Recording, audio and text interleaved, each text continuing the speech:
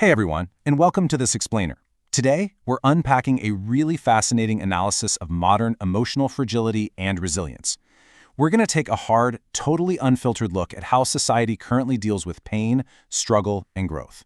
If you've ever felt like the world around you, or hey, maybe even you yourself, has started to treat every minor inconvenience like an absolute catastrophe, well, you are exactly in the right place. We're going to use our source material to figure out exactly how we got here, and, more importantly, how we can build genuine resilience. So, let's just jump right in. It brings up this super interesting question. Have we actually transformed discomfort into an identity? The source makes this striking, almost documentary-like observation about our current generation. It's like we've completely blurred the line between a difficult moment and a destroyed life. Seriously, we kind of seem to have lost the ability to tell the difference between having a bad day and having a ruined existence.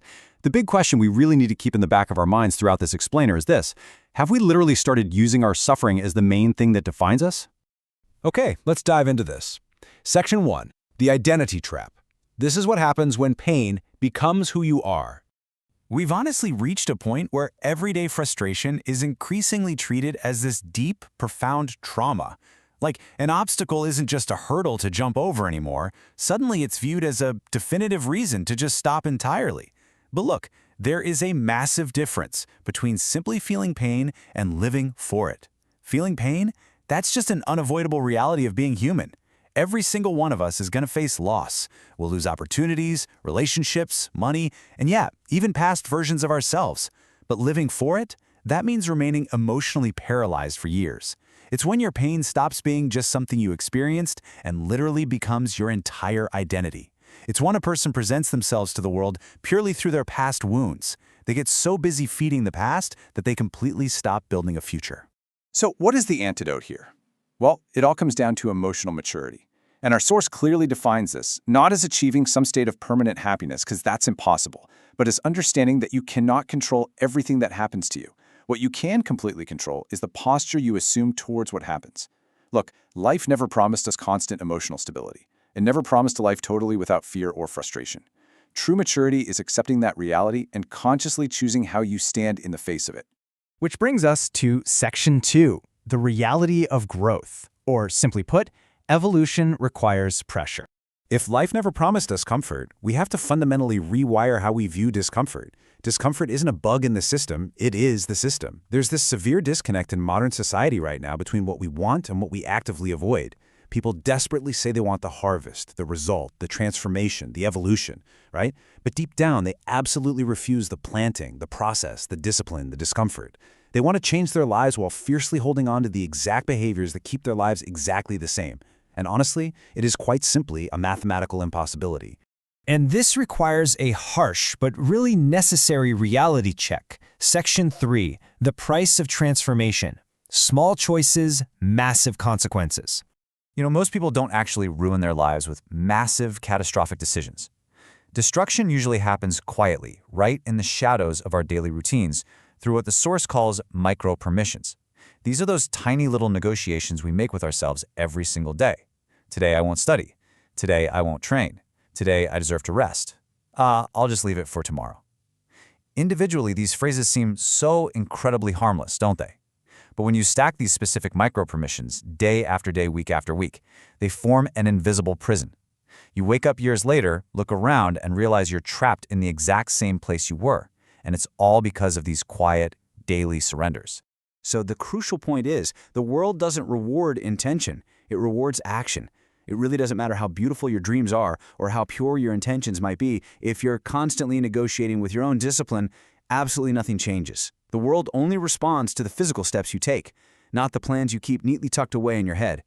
Now, what's really interesting about this next part is how we try to avoid all this. Section 4. The escape through self-compassion. The exhausting masks we wear. Currently, there's just this huge excess of romanticized self-compassion, which our source points out is often just a really sophisticated form of escape. We've kind of been led to believe that constantly shielding our feelings is the absolute peak of emotional intelligence. But listen, not every pain needs to be fed. Not every minor discomfort needs to be turned into a deep emotional debate. Sometimes, the absolute best thing you could do for yourself is to simply get up and keep going. Because here's the hidden danger. The more you treat yourself as fragile and incapable, the more incapable you actually become. You literally train your brain to be weak under the guise of being kind to yourself. And let's be real, Sustaining a character is just exhausting. Actually, psychologists often note that emotional labor, pretending to feel something you totally don't, is one of the leading causes of burnout. So many people spend their entire day trying to appear perfectly strong, infinitely happy, or totally emotionally resolved, all just to get social approval. But abandoning your true identity to maintain a fake, socially accepted mask, it's incredibly draining. A massive source of modern emotional illness stems directly from this gap. It's that exhausting distance between who you actually are and the character you're forcing yourself to play for the rest of the world. So how do we break out of this? Well, we need to redefine courage, and this brilliantly illustrates what it actually means. Courage is not the absence of fear. Truly strong people still feel fear, and honestly, they feel a lot of it. Courage is positioning yourself. It's taking action even when there is zero guarantees. It's moving forward even when you're facing criticism, and holding on to your values when the whole world goes the other way. Courage is feeling the fear, acknowledging it, and simply refusing to let it dictate the decisions of your life. We're coming to the climax of this explainer now. Section 5, the final choice, prison or fuel. Everything we've talked about today, the identity trap, the reality of growth, those sneaky daily micro-permissions, and the illusion of self-compassion, it all leads to this inevitable crossroads.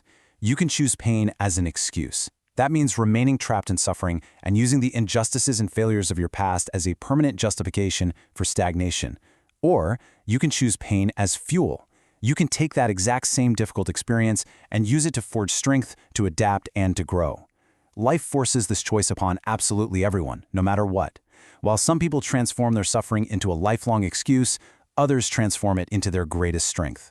This single choice literally changes everything about your trajectory.